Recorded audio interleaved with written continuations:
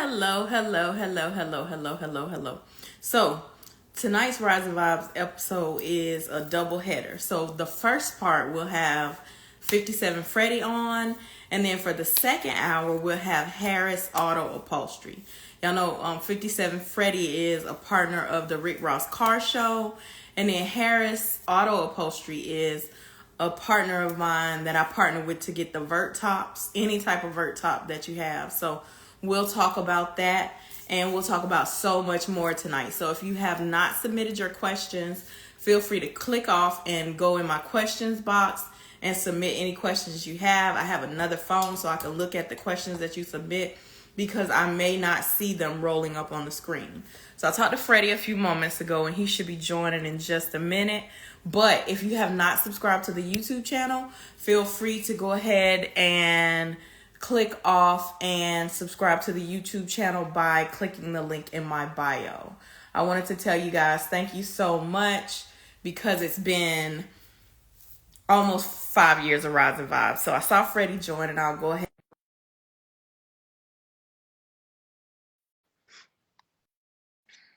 So while we wait for him to come on, like I was saying, if you guys have not subscribed to the YouTube channel, may want to go ahead and do that now. Hey. Hi, how are you? So listen, Yeah. I feel like this is like an annual thing.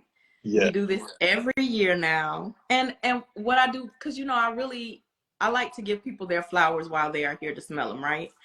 And so one thing I got to say to you, because it'll be like if they don't catch it live, they'll catch the replay on YouTube. One thing I wanted to say to you, which I believe in giving people their props in front of people. Ever since I've met you, first of all, we've been locked in, and I love that, right? But secondly, you have never treated me any different. Like, no matter what happens, no matter what comes up, you're like, okay, we do this every year, so I know I might not have time. Even last year, we did it for like 15 minutes because you was at the promised land. You was like, no, KP. I said, well, we don't have. You was like, no, KP, we gotta do this. Knock it out real quick. Yeah. So that's what I wanted to say. I just wanted to tell you thank you for always taking time out of your busy schedule to sit down and talk to me. Appreciate it. All right. So what I'll do is I'll start off with one of my questions, and then I'll get right into the fans' questions. Okay.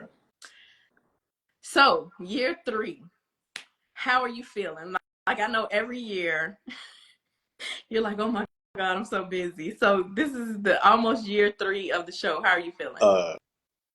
Stressed out. I'm stressed out this year.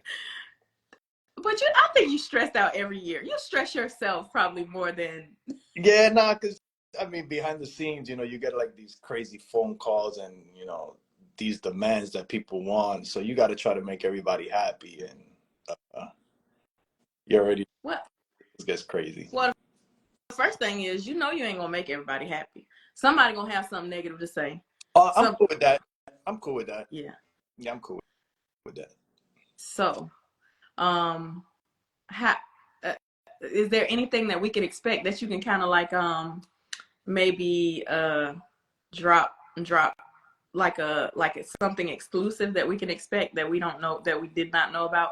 I know it's kind of hush, but I feel like every year you break something on the show. So is there anything you can break on the show this year? No, we don't want to say it yet. We're gonna leave it last minute. Okay. Keep that one on the wraps. Okay. So I know last year there was a complete switch up from the first year where you guys had everybody park and bus in. Is that what you guys are doing as well this year? Yeah, that's what we're gonna do this year again. It kind of worked great. It helped with the traffic, so we're gonna go with the same system. I was just gonna ask, did that work well? It did very well. Mm-hmm. So, do you get more and more excited every year? Yeah, of course. Yeah, you get more excited, but I've been noticing that like the pressure gets stronger every year. Like last year, it was kind of cool. I wasn't that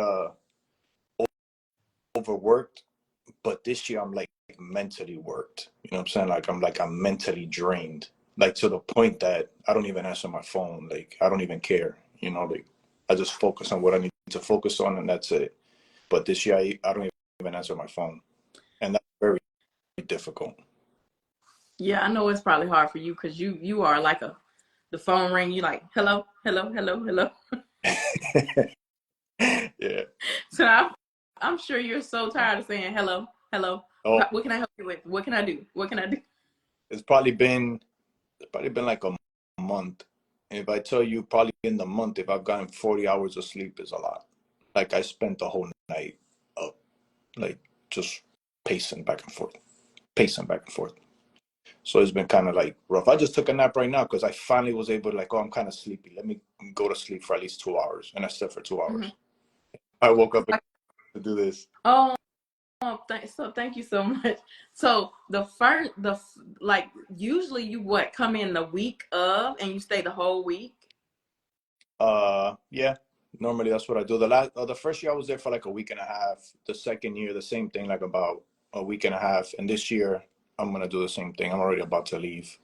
I've Oh, been going forth. Of course, I'll go for the day, come back, and do that. But that's it. This weekend I'm gone, and that's it. I won't be back till after the show's over. okay. So then you'll finally be able to get some rest. Yeah, yeah. I gotta get. Actually, I got surgery too. So soon as right after that's crazy because last year I did the same thing. As soon as I was done with the show, I think that following Tuesday I had surgery. So I went did the show. I think I came back to Miami on a Monday, and Tuesday morning I was having a surgery. And this year is going to be the same thing. So I'm having Are another. And are there any bills you're looking forward to seeing? um,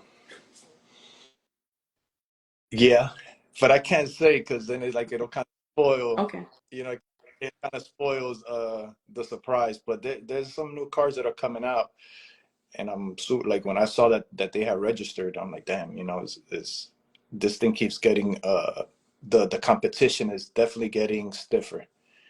Like these dudes are really stepping up, so I tell you who I'm looking forward to seeing. I love a lot of the bills, but that kid that's building his car himself, oh my and he's saying god. day he's building something. He's like on day 27. What? No, I Yeah, don't know. I don't it, know what year. like I think it's 27. yeah.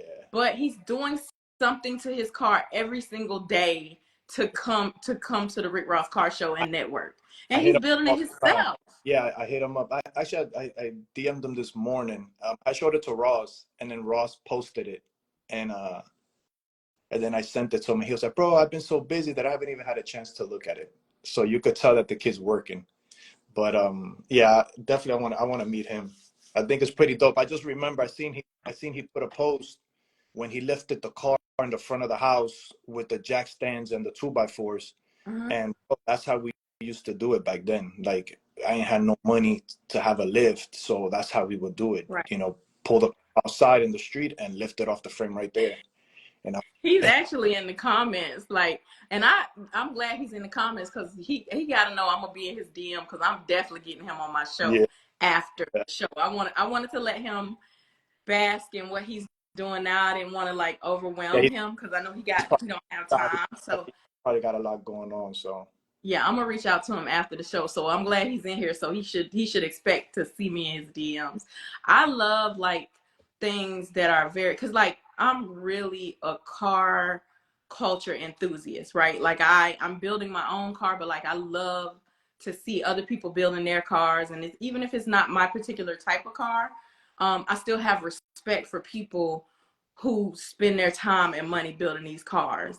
So I couldn't be like I'm not really a box Chevy person. I'm not really, even though I grew up in Florida, and I love dunks. I would never build one, but I have respect for people who take their time and money to do these things and actually yeah, do them. Go appreciate ahead. the Mm-hmm.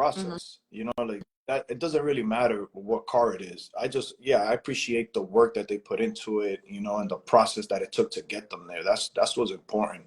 And granted, we have our style of cars that we like, but I understand what you're saying. Yeah, yeah. And I'm not even a Impala fan the year that you have, but when I tell you your car is beautiful, that white car is beautiful. When I Oh tell you every time you post it, I'm like, oh Yeah, I'm getting ready now. You know, I kind of do summers in LA, so I'm actually getting it ready now with my boy Ricky. We're taking the motor out of the car now. We're gonna beef up the motor, and I'm getting it ready to send it to LA for the summer. What is it, a 64 Impala? That one's a 63. Oh, Yeah, that's a 60. listen, that thing is beautiful. And you've had it built for some time now, right? That car was built like 15, 16 years ago. It was used to be orange. Mm-hmm. It was built the car for a customer friend of mine, and when the car got finished, he kind of like never took the car home. Like he never took possession of it, and the car just stayed at my shop for years, for years. I mean years. And not that long ago, I would say maybe like 20, 2015, 2014, something like that. I finally had the discussion, like, what's up, man? What we gonna do with this thing? And we worked out a deal and ended up keeping it. And then I had a 64 that I was gonna build a lowrider out of.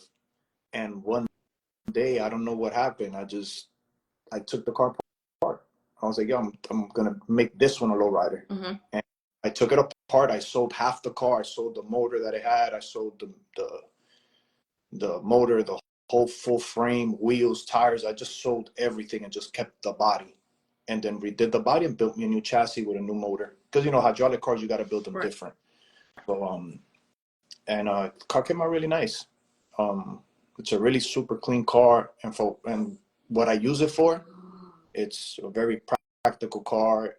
It's not like the best hopper in the world. It's not the fastest car in the world. And it's not the nicest show car in the world. But it handles itself. You know, it's a car that drives very well, has decent power. You know, the hydraulic, for who understands hydraulics, Right. the car works very well. And the car, I could take it to a show if I really wanted to, and it'll show very well. So, and I can use it in the streets.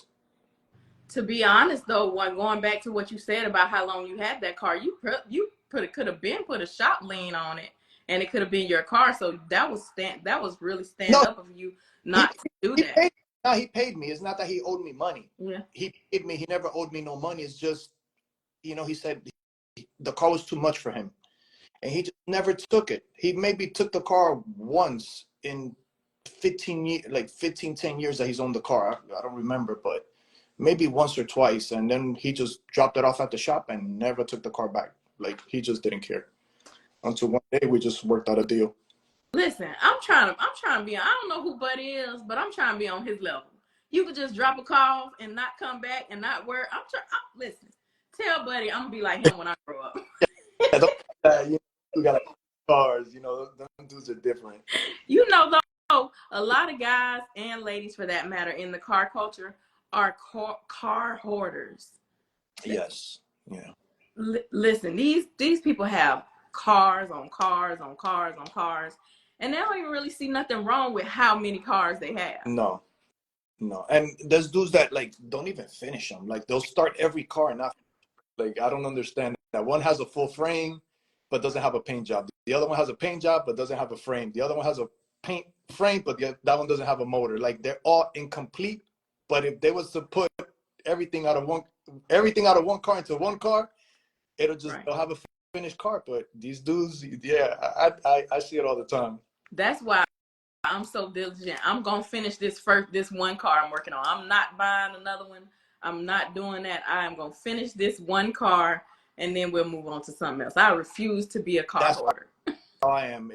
If I'm gonna build a car, I build one, and until that car's not done, I don't touch another project because it gets too expensive. You lose focus. The cars start lingering around for too long. Then they start, you know, the wear and tear. You know, and I'm not trying to. Like I write budgets, I set budgets when I build cars, so I'm definitely not trying to over budget a car, man. So I do one at a time. What you gonna work on next? Um, I got a dome that I'm gonna do for myself. I finally decided to do it. I'm not in a rush. I'm not in a rush. I have no like the 63. Mm-hmm. You know, 12 months. That car started as like a bet. I bet some dude there, just some little like car rivalry shit. So kind of like, all right, let's build a car and let's see who could do one better. So I was like, yo, it's 12 months. Give you a year to build the car, and I was just on it for that. I finished the car like in 8 months, and that's how that car started. But this car, I'm gonna do it, but I just don't have I don't have like a set time when I'm gonna finish it. What year is it? I'm gonna do a 71, definitely a And it's 71. a vert, of course. Yeah. I'm gonna do a vert. I already started parts. I'm making a lot of parts for the car, one-off parts for it. So that's what I've been working on like for the last 6 months. But like I said, no rush. I'm not, I'm not trying to be nowhere. I'm not trying to make it nowhere. Is when I'm done, I'm done. Regardless, for me, I think we have like, I would say probably the hottest car show, right? It's safe to say that. So if there was a place to where I would want to compete at, we'll be there. But technically, I'm not allowed to. So I don't have, even if I finish it, I have nowhere to take it to. So well, that's a good thing, because then people would feel like it's rigged, and there's definitely places you could take it to. It just kind of depends on um what type of build it is, right? mm, So like your lowrider, you might not want to take it to like a lowrider competition, but you might want to take it to a lowrider competition. yeah, You know what I'm saying? It's places you could take it, but then I think you have to worry about a certain level of probably discrimination and just different things when you get into that car show world. correct. Yeah, I used to do it back in the day, and um, it was kind of crazy back then. But like I said, if now everybody wants, the car show key, the Rick Ross car show key. That's what everybody wants. That's like, I guess, the new thing. Right. So technically, it kind of seemed messed up if I was to like, okay, well, I'm gonna put my car in it and then say I win. A lot of people not gonna be happy with that. So Yeah, you can't win. yeah, of You course. you But I cannot win. understand that. Yeah, I understand that. I'm perfectly fine with that. But like I said, I'm not in a rush. When it's done, it's done, and I'll find a place to take it to one day that maybe all the guys are there, and I could kind of like, you know, poke my chest up. Somebody asked in the comments, what is the favorite car you own? What is your favorite car you own? They're all my favorites, but my 57 is really both my 63 and my 57 are like my two favorites. They both mean a lot to me. The 63 because I've had it, more than 15 years basically, and the car got built twice, and it got built at a high level twice, and that's very hard to do. You don't find people that'll take a car apart that was a perfect car and then redo it again. So I have like attachments to that car. And then my 57, it was just something that I wanted. When I had my accident, that's what I would just say. Yeah, I'm gonna get a 57. That's it. I'm gonna get a 57. So I ended up, that's kind of like my favorite, and that's the one that I drive the most, because that's one thing I do enjoy my cars. Like my cars are never down. So what's all in your fleet? Uh, I have a '93 BMW 850. Like with the BBSs and stuff. Now that's like the new thing. Like the '80s, '90s Mm-hmm. cars. Those. My boy Smerlin, he actually he gifted me the car. He gave me a white, because all my cars are white. That's all my cars are white.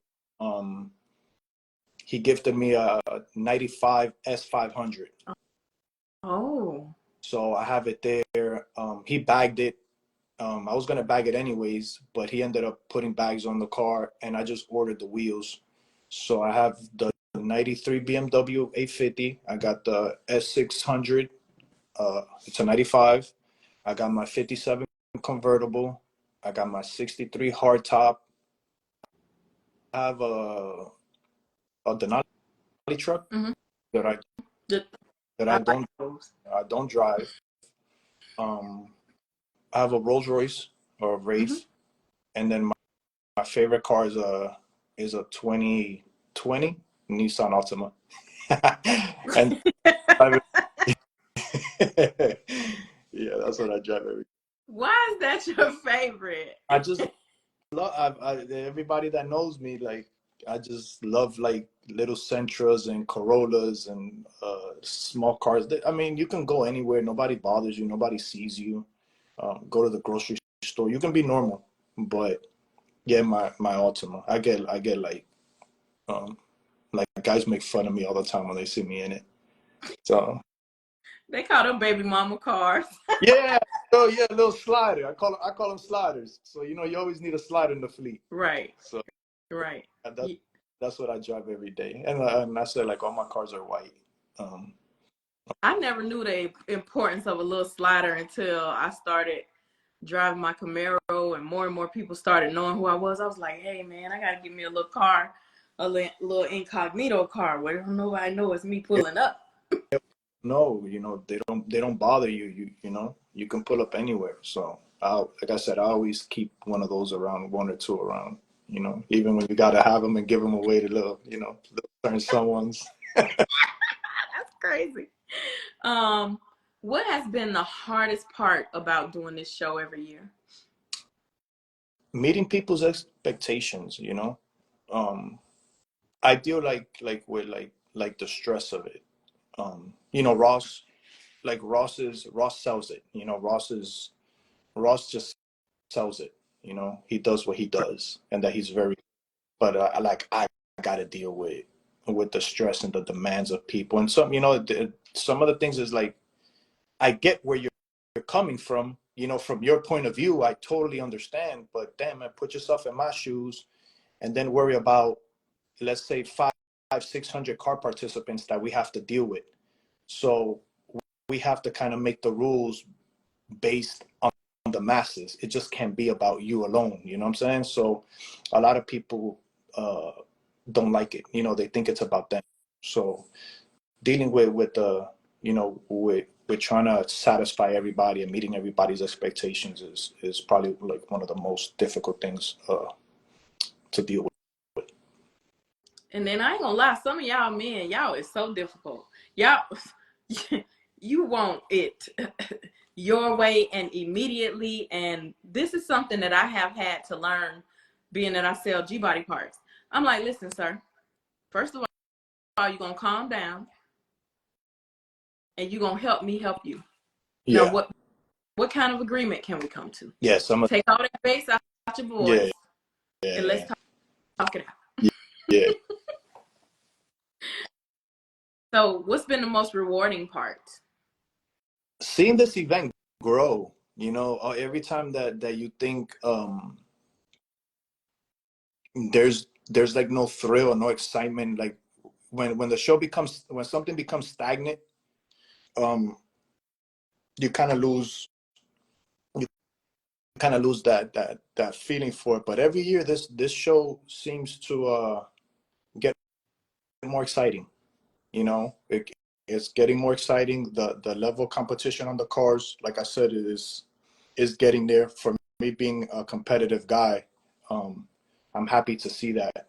So like I was telling one of the guys the other day, um I was like, yo, you got to understand that it's not about us. It's about like the next generation. So we're going to be we're going to be the stepping stone for the next generation. So try to make the best of it and like enjoy it, enjoy it. But technically it'll be for the next generation. So we could see that the competition is going to get stronger. It's going to be better builds. Granted, let's say you build a nice car. For me trying to compete with you, you're only going to make me better. You know what I'm saying? Because I'm going to see your car and I'll be like, okay, I got to step it up. And vice versa. Somebody's going to see one of my cars and it's going to make them be better. And all that does is makes the culture stronger. It makes it more competitive, and it also raises the bar. With that being said, it brings in, now you start to see these big companies. These big companies are paying attention now. that they're actually watching us. So in the big scheme of things, um, I think is is is like positive. So how do you combat the people, the naysayers, the people who are like, okay, well, because they're from Florida, they are always going to discriminate when it comes to Florida? I get it both ways. I get the guys from Florida that feel that that they deserve it and they're always being discriminated on. Right. But then you get the out of Florida dudes that then they feel like we favorize Florida. Yeah. Because you guys are from Florida, you're always gonna ride with Florida. Right. No, I'm looking at the bigger picture. Like I want to make this big for everybody. Right. But I hear that a lot. Like the Miami guys or the Florida guys. Yo, they don't give us our just due, or and I get it. And then you know how that goes. But like I said, you can't make everybody happy. Yeah, I hear, of course, because I kind of am able to like move in circles of people where they feel comfortable to say whatever they're going to say about whatever situation or whatever event. And that seems to be probably one of the most talked about things, is because, like you said, you're from Florida, he's from Florida, and it always just feels like, to them, of course, because me, I don't come to compete for no key, so it don't matter to me, but um always just feels like to other people, oh, they discriminate because they're from Florida. No, yeah, I like I said, I get it, but it's not like that. We really sit down and we have these deep conversations and we go at it. Like we'll go back and not go at it. We go back and forth with ideas and how to make it fair for everybody. And like I said, you can make everybody happy. Uh, but for the most part, our conscience is clear. I think once we establish that our conscience is clear and we know that we're doing the right thing, we hope and we pray that everybody follows and sees our vision. And I think even from where we come from, um, this has never been done before. You know what I'm saying? Like we've never had any like a car event like this, right? So that's number one. And then when you have these other promotional companies and you have these big corporate companies actually studying what you're doing to copy it and implement it into their stuff, it's pretty dope.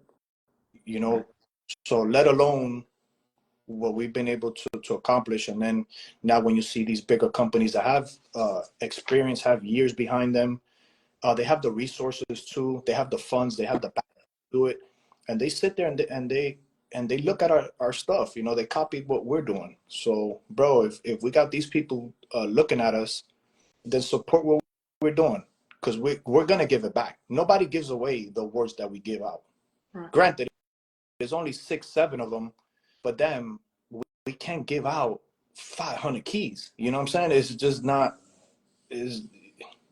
it's just not realistic. So bro, give us the credit that at least we can give away 5 or 6 of them and we're not pocketing the money. You know what I'm saying? Like everybody else does. We actually give it back. And that event is not a cheap event to do. Like if people really understood what it really takes and the crap that we got to deal with the cities and getting permitting and everybody that's involved behind the scenes to put this event together, then like you'll understand like, yo, these guys really, really, really work hard to make this thing work. Like to the point that sometimes it's not even worth it. Like sometimes I'll be like, man, is it really even worth doing it? Because we don't really, the work that we put in, it doesn't compensate. We can't even get compensated for it. Right. We just, we do it because it's fun. We like doing it because it's fun. What's one of the major things that's changed over the years? So from year one to this year, to now year three, what's one of the major things that's changed? Other than, we talked about that a little earlier, the busing in, like parking off site and then busing in. What's one of the major changes that has been something that's changed for the better over the years? Um, the growth, number one, and the support too. We have a lot of support. We do definitely have a fan base. We created a very solid fan base. So, and we can see it. Our show, it doesn't it doesn't decrease. When you look at the numbers, you look at the ticket sales, you look at all those numbers, and when you really crunch those numbers down, we've never gone negative. It's always grown.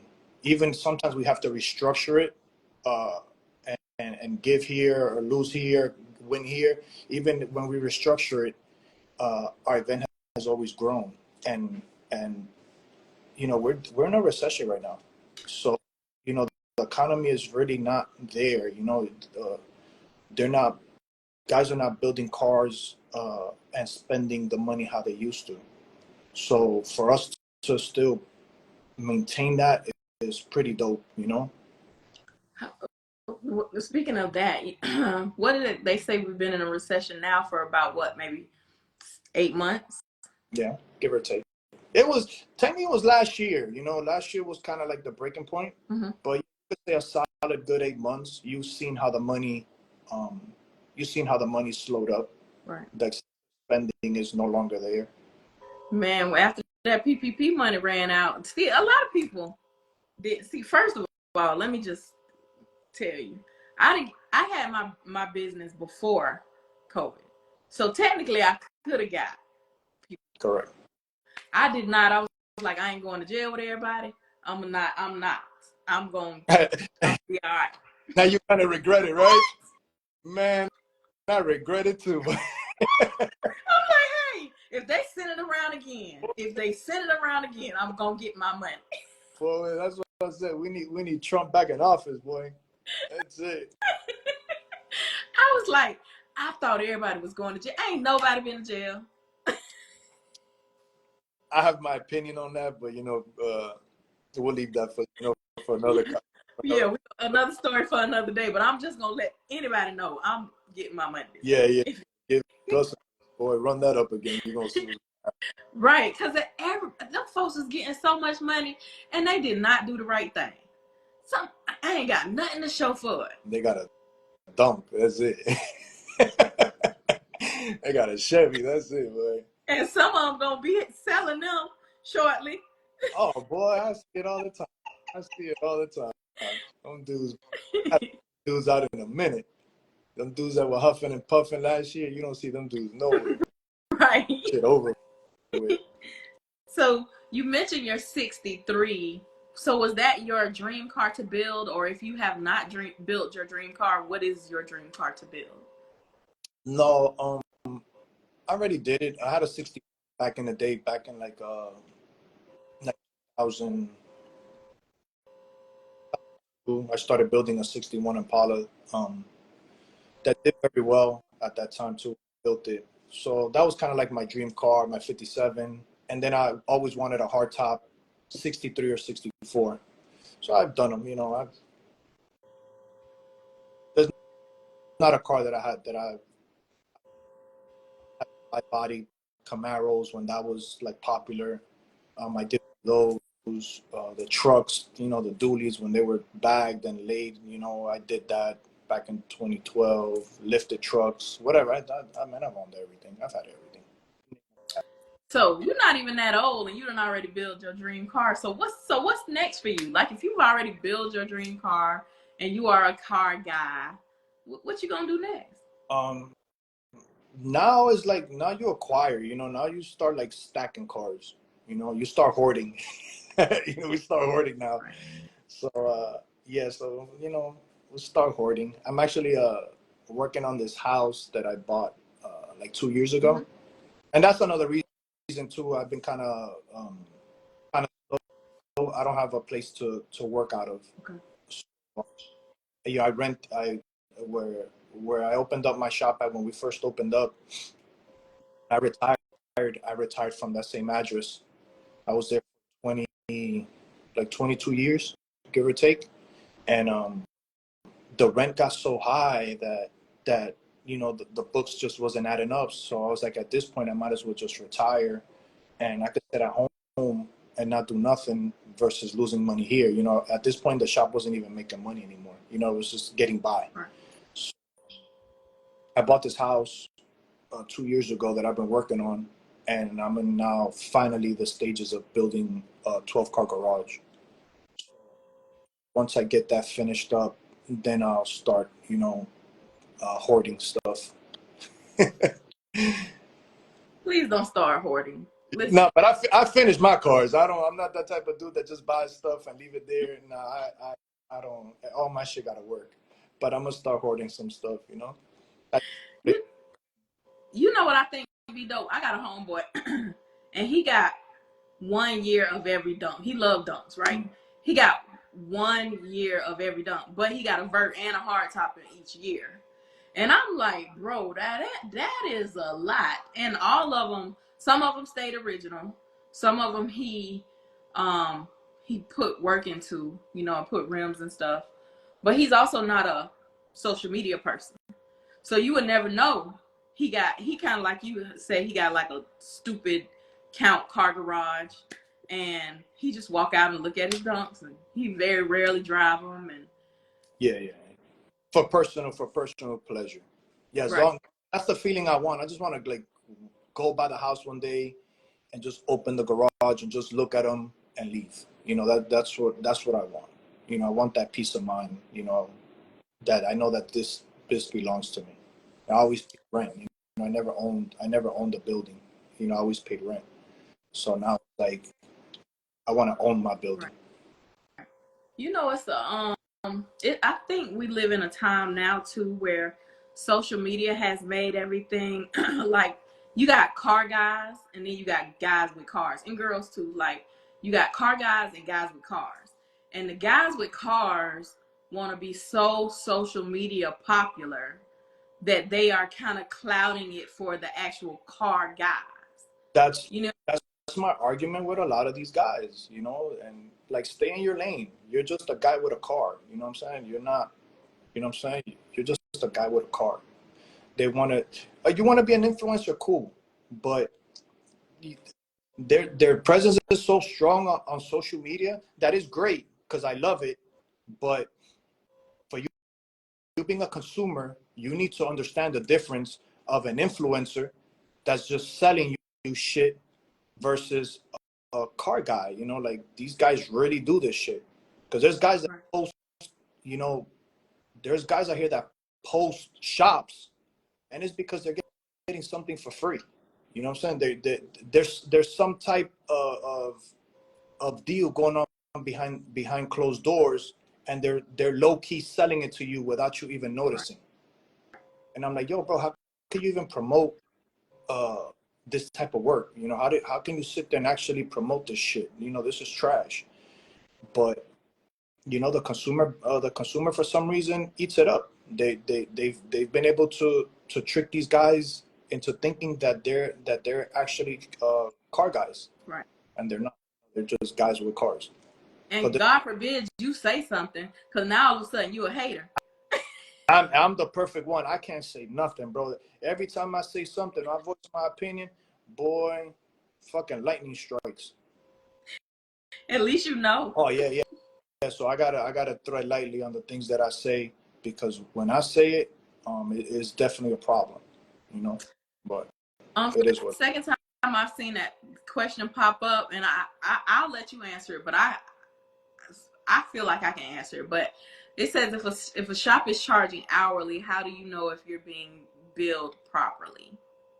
You can only, let's hypothetically, let's just say you're building a frame. A frame has time span on it. You can't tell me, or you can't tell the customer that it took you a month. You know, let's say it's 40-hour weeks. You're talking 160 hours or 140 hours to put your frame together. Bro, you're being overcharged. You could put a frame together in a day. Not maybe not fully done, but let's just hypothetically say somebody that works slow. Okay, detail, it'll take you a week. You can't bill me 80 hours on a job that max is 40. So You gotta, these guys that are building these cars, they gotta understand that shit. Right. So I get, I get it, and I also don't knock the shops for getting their money, but damn, bro, like the customer, these guys, once again, they're just guys with cars. Right. You know, one of the saddest things to me though, being in this car world, is I hate that I have built a brand where I don't feel like I can say any and everything I want to say. You know what I'm saying? Kind of like how you said, right? Because I see customers get royally screwed over all the time. But I cannot say, hey, shop ABC over there screwing them people. Look at that trash work. Now, some people do it, but then I feel like that kind of ruins it for potential sponsors, potential business partners, potential people who may or may not have done business with them. But also, I think customers have a due diligence to do research. Don't just take a car to a shop because it's social media popular. Yeah. Because they're never gonna usually show their effed up work. They're gonna put their best foot. It's like dating somebody. The first 6-8 months, that's the representative stage. I ain't gonna know his feet stink and his credit bad, and I ain't gonna know he like to slap his chicks from time to time. Yeah. Not in the first 6 months. Correct. I'm only gonna know what we in the romantic stage and he liked me so much. Yeah. But when them 6-8 months up, I'm gonna be like, oh man, he crazy. I got to go. Yeah. I've been seeing like a lot of the stuff that's been going on. Me personally, as like being a business owner at that time, I don't agree with bashing your peers. Yeah, that's something that's a no-no. You just don't do that, because you never know in the future if you have to work with this individual. That's number one. Let's say you got a customer that wants you to build him a car, but he doesn't want you to paint it, and he wants Joe Schmo here to paint it. But now Joe Schmo was talking shit about you, so now you're kind of messing up the money. Number one. And I don't know, it just looks bad. Like, you being a business owner, it looks bad when you disrespect your people. I personally agree on that. I've never done it. I have my opinions, but I keep it behind closed doors. I never put it out in public like that, to where it becomes an issue of saying, "Oh, this shop is garbage and they do shit work." And then the other win on that is, listen, let them do shitty work, but eventually their shitty work is going to trickle over to you for you to fix it. So don't worry about saving the customer the money. They didn't do their homework, so shut the fuck up. Shut the fuck up. Sit your ass down. Let them fuck up, and when they fuck up, you come in and charge them twice to fix it. Come save them and get the money. Yeah, that's it. So you're gonna win regardless, whether you work with them or you go and fix their work. Regardless, even at that point, he's keeping you in business anyways, because he's doing shit work that's trickling over to you for you to fix it. Right. I just don't agree. Like I said, I don't agree on at least business owners in the industry going at each other. But I'm older, and you ain't that much older now. You talking about you older? Well, 40. I'll be 48 next month, so definitely a lot. Oh, that's so sweet. I'm fine. I just turned 47. A lot older than you, but yeah, you know what though? Speaking of that, I do think that like the older you get, the more you know better, you do better. Cause it's stuff that like my 21-year-old self would have done and said that now I know. I ain't trying to F up the church money. You get what I'm saying? I ain't trying to be bad for the brand. I'm trying for people to be looking at me like, hey, we want to work with her. She know how to act. All right. So, after the show, what's up? What's next for you? We're going big on the internet for next here. We're gonna make a strong internet presence. That's gonna be like the next step for the Rick Ross Car Show. Mm-hmm. Uh, you know, once I recover from surgery, that's gonna be like my focus to next year's event. Okay. I want to do this crazy website, like bring the community together, basically. Mm-hmm. Um, I even see like I said, a lot of guys with cars Yeah. that they're in the game and they're monetizing it, which is great, but you don't, you guys don't give back. It's all about you guys, and I think it's time to change that too a little bit. And kind of like level out the playing field. Right. Like sometimes, like a lot of people don't know me, so people sometimes be like, "Oh, well, he's a culture vulture," or because they don't know my history, they don't know where I come from, Right. or he does it because A, B, and C reasons. But believe me when I tell you, there's a lot of people making money right now in the game that I created a path for them to feed their families, Right. whether they want to accept it or not. But a lot of people feed their families off the shit that you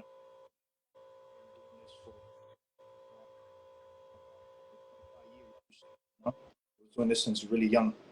Right. So, um, like I said, you have the people that are gonna disagree with you, and then you're gonna have the people that agree with you. So you gotta balance it out too. So that means you believe in reaching back, helping. I do it all the time. Like I do it. Like bro, in Miami, lowrider scene, I will tell you half of the cars in the lowrider game have parts of cars that I donated. Like I'm the type of person that if I have something in my house, hey bro, I need that fender, come get it. Hey, you got that? Yeah, I got it. Come get it. It's yours. I got tires. Yeah, bro, just come pick it. So I've helped a lot, and even now, like with getting these go corporate, you know, when I see an opportunity to bring these guys on board, I get them paid. Number one, I get them paid, and I put them in position. I'm not gonna take you all the way to the door, but I'm definitely gonna walk you to it. You know what I'm saying? Right. Helped with with the Dolphins thing last year. We're lucky Right. that was great. We did this Reebok ad last week. Last week we did a Puma uh we did a Puma ad like type thing with all the donks. Yeah. I don't know another guy that really does that but me. Right. I really don't. I really don't. We did Matchbox thingies. The what? The Matchbox cars. Oh yeah, yeah. Mm-hmm. I had all the guys trying to get their cars now made into diecast cars. Oh, that's dope. When they bring me opportunities like that, Mm-hmm. I go back and I call certain individuals. Hey man, I think you're perfect for this. Come on, try this. Hey, come do this. Come get. Right. I do give back. I say I do give back. Right. I don't. Well, I really think in order to call yourself a boss, and this is something that I always have thought, in order to really call yourself a boss, you have to breed bosses. You have to create other bosses. You have to see that, okay, really not everybody is meant to be a boss, but the ones that you can see that in them, you have to put them in a position to win as well. Because it's no fun at the top. I think I heard Kevin Hart say this, right? He was like, I don't want to be the only rich person in the room.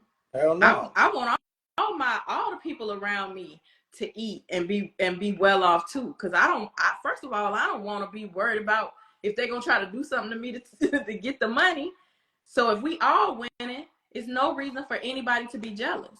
Correct. Correct. And that's very true. That's very true. Like I've been around guys that I've tried to position them, and obviously they're not meant to be bosses. Right. And I'm able to see that, so I understand these guys are not built to be bosses. These guys are meant to be employees and be told what to do. But like all the guys the other guys that works for me in my shop, they own their own shops today. And now I take projects to them. So at least I help, like, yo, not your boss anymore, but I'm gonna give you this job, so at least you can keep your doors open and pay your rent. It might not be much, but at least you can pay your bills this month. So, but all the guys that work for me, they got their own stuff. They got their own shops now. Right. I still give them work. They still come in. You got anything for me to do? You got something for me to do? Throw it my way, and I do it all the time. Right. And it's a situation where you ain't feeling like they begging. They ain't feeling like you begging. You know, that's one of the things too. Like, I hate people that if I call you and say, "Hey, Freddie, I haven't sold nothing. You got anybody that want to buy some, or you got any work for me to do, or and you ain't looking down on me. I'm trying to work. I ain't asking you to give me nothing. Yeah. Yeah, I ain't asking you for nothing. Just I don't care. Like, I even like me, like I still like, yo, bro, you got anything for me to do? I'm got nothing to do today, whatever. Right. And I still ask for work, like shit. I still need it. So before I let you get out of here, is there anything else that we need to know about the show, or anything else that you want to say before we get out of here? Get your tickets. We always say that, but Yeah. we're really like, we have a cutoff. So the tickets, like the food vendor stuff, we had to close. A lot of the stuff we had to close because we sold it out.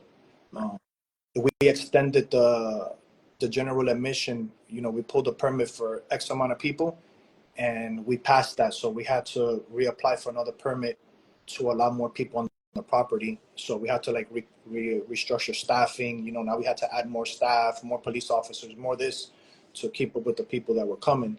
So with that being said, if you guys are really planning on coming, get your tickets, because you're gonna see real soon tickets are sold out. Okay. Card competitors as well. Register your cars, because once we hit that limit, we're gonna shut the site down as well. So all the car participants that wanna compete this year for the key, you better register. Don't wait till the last day or wait till the last week, because it's not gonna happen. And of Right. course, June 1st, Rick Ross Car Show. Freddie, again, year 3. Thank you so much for coming on. One thing, like I said, I believe in giving people their flowers while they are here. You make sure you make Rise and Vibes a priority every year, and for that, I am forever grateful. You already know. We're gonna do it again next year, and we next year we're gonna do it again next year. As long as I keep the show going, huh? That's it. As long as you keep it going, you call me, I'm pulling up. Thank you so much, Freddie. I appreciate you. Thank you. Have a nice day. All right, you too. All right, bye. So, guys, if y'all missed any of tonight's episode of Rise and Vibes, make sure you catch the replay on YouTube. If you have not subscribed to the YouTube channel, make sure you click the link in my bio and go subscribe now. This is part 1 of Rise and Vibes tonight. So part 2, we'll be talking to Harris Auto Upholstery. If you guys have any type of vert, dump, whatever kind of vert you have, this is the partner that I partner with to get the convertible tops. So you guys do not want to miss any of the next hour of Rise and Vibes. See you guys in a minute.